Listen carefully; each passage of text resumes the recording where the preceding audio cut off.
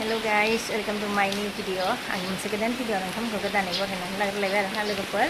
बेनिफ्राय नै अखा हादों आरोना लोगोफोर थान्दानो बिराद मोजां मोनदों अखा हानायखाय नङाबा बिराद गरम मोनो आरोना लोगोफोर सान्दुं दुंबा गरम बोथोर नालाय। बेनिफ्राय लोगोफोर आङो दायो बाजारनिफ्राय मा लाना फैखो नोंथांमोनजों शेयार खालामसै आरोना। ओमफ्राय नायनोसै दिनैनि भिडिअ आं नोंथांमोनजों मा शेयार खालामनो हायो। भिडिअखौ आं दायो स्टार्ट खालामसै आरोना लोगोफोर। नाय लोगोफोर अखाया बिराद मोजां थान्दा हाना होदोंहाय।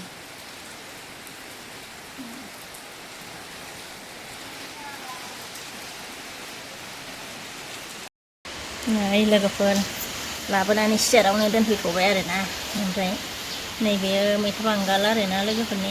ओमफ्राय नै खान्थाल बेगर, सामब्राम, ओमफ्राय नैबे थास' बिबार, ओमफ्राय नैबे नेरसिं आरोना लोगोफोर। खाथियावनो खादों आरोना बेखौ न' खाथियावनो लोगोफोर। ओमफ्राय नैबेयो अमा बेदर आरोना। ओमफ्राय गैला आरो लोगोफोर बेखिनियानो।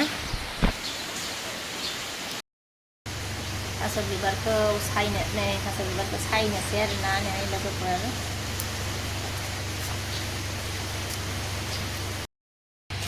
ओमफ्राय नै ओरैहाय खान्थाल बेगर जिरगासिनोलाय आरोना नै लोगोफोर।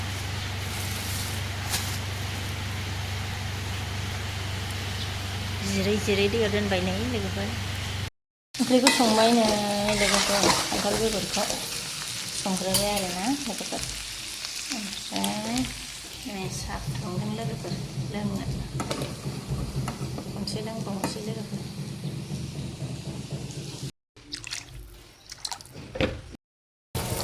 नै लोगोफोर अमा बेदरखौ संनो नागिरबाय आरोना।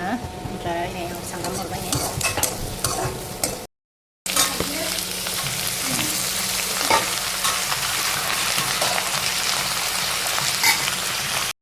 नेरसिं बिलाइ आरोना लोगोफोर।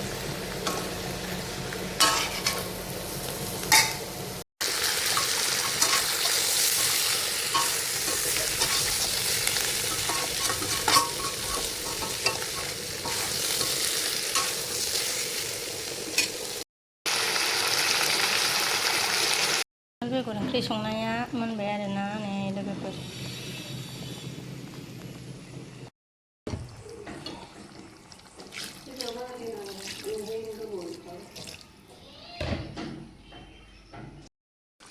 मोनबाय नै लोगोफोर अमा बेदर संनायाबो।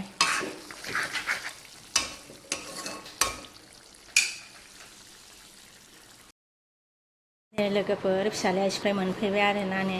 ओमफ्राय खर' सादोंनो आरो एसे गोबादोंनो सिबाय स्कुलावनो अन्थाव-बाथावनो।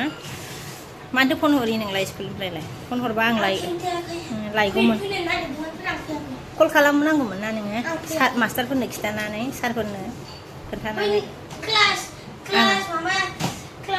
आं लायनो थांगौमोन ना। नै लोगोफोर ओमफ्राय सिबाय अन्थाव-बाथाव फिसालाया स्कुलाव गोबादोंनो आरोना। ओमफ्राय कल खालामबानो जायोमोन लायनो थांगौमोन ना आङो बाबा। आङो ड्रेसखौ फुनानै मोखां आथिं आखाइ सुदो थ' लोगोफोर आं दिनैनि भिडिअखौ बेखिनियावनो लाखिथ'नोसै आरोना। नेक्स्ट भिडिअ लोगो मोनफिनसिगोन आरो लोगोफोर।